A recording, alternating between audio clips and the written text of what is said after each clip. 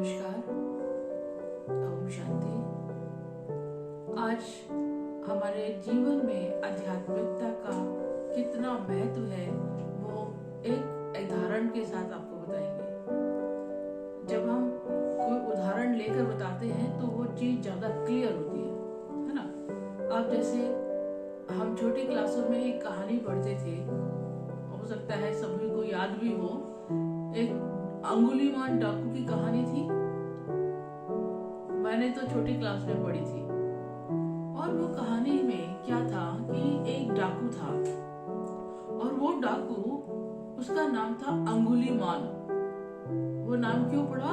क्योंकि वो रोज रात को निकलता था जंगल से आसपास के गांव में और किसी न किसी व्यक्ति का वध करता था और उसकी उंगली काटकर माला बनाता था, अपने गले में माला बनाकर डालता था। तो इसीलिए उसका नाम पड़ा अंगुलीमान डाकू।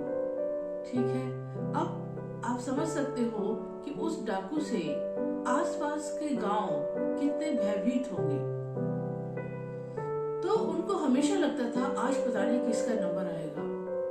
तो आसपास दूर दूर तक काफी खौफ था उस डाकू का। तो जब ये आवाज महात्मा बुद्ध तक पहुंची, जो एक महान आध्यात्मिक पुरुष हुए हैं, आप उनका नाम सभी जानते होंगे।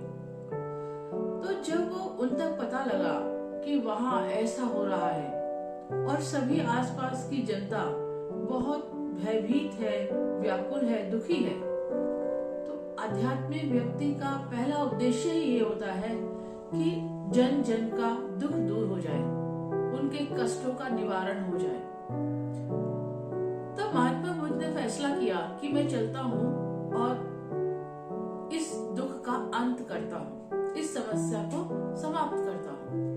तो जब महात्मा बुद्ध उधर आए तो आसपास के गांव वालों ने उनको बताया सारी। तो उन्होंने उन सबको सांत्वना दी और कहा कि आप चिंता नहीं करिए, इस समस्या को मैं हल करूंगा।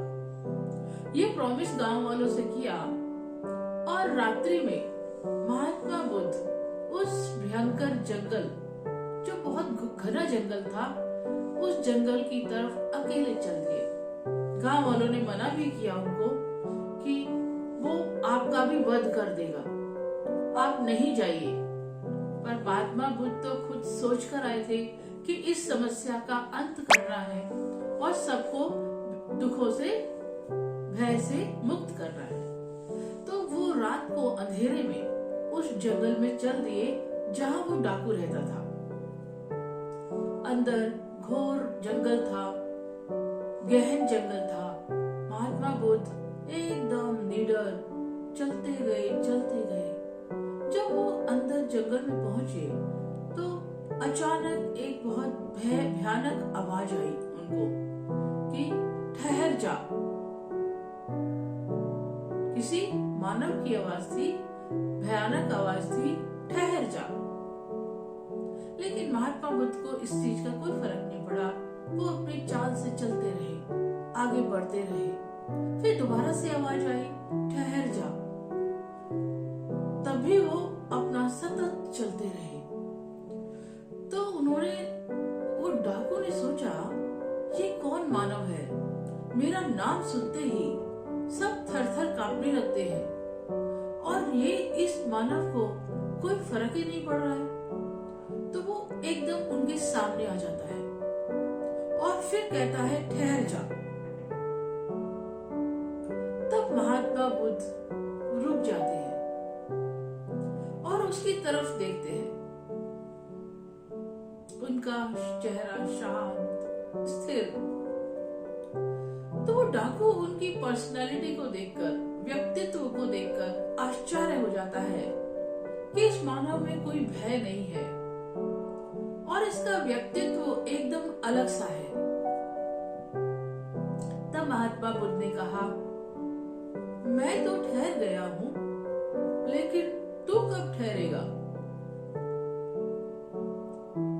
ये शब्द जैसे ही उस डाकू ने सुने,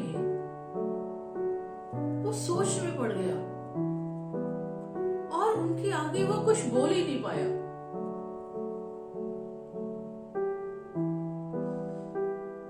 और महात्मा बुद्ध एकदम शांत मुद्रा में स्थिर, चेहरे पर तेज, उस व्यक्तित्व को देखकर वो डाकू नरम हुआ थोड़ा कि ये कोई साधारण मानव नहीं है।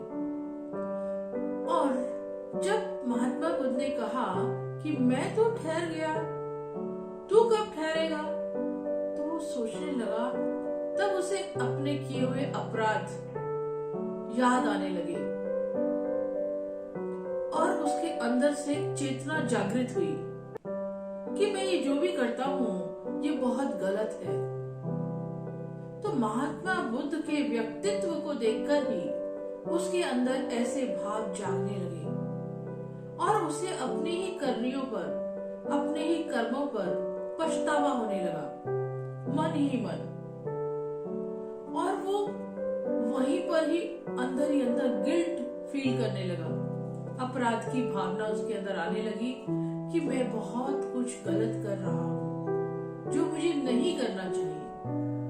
सिर्फ महात्मा बुद्ध को अपने सामने देखकर और इनके इस शब्द का इतना प्रभाव पड़ा कि तू कब ठहरेगा, मैं तो ठहरा हुआ। और वो अंदर ही अंदर ग्लानि से भर गया, आत्मग्लानि उसे होने लगी और देखते ही देखते वो महात्मा बुद्ध के चरणों में गिर गया। तो अब आप बताइए, एक खूंखार डाकू और उनसे क्षमा याचना मांगने लगा कि मुझे क्षमा करे, मुझे अपनी गलतियों का एहसास हो गया है और आज से मैं अपने जीवन को एक नेक रास्ते पर चलाना चाहता हूँ, आप मेरी मदद करें। तो देखिए, महात्मा बुद्ध के साथ वो व्यक्ति उनके संग में रहकर वो उनका बहुत अच्छा शिष्य बना और आगे उसका जीवन परिवर्तन हो गया। अब आप देखिए, एक आध्यात्मिक पुरुष के सिर्फ इन शब्दों से ही एक खूंखार डाकू का जीवन परिवर्तन हो गया।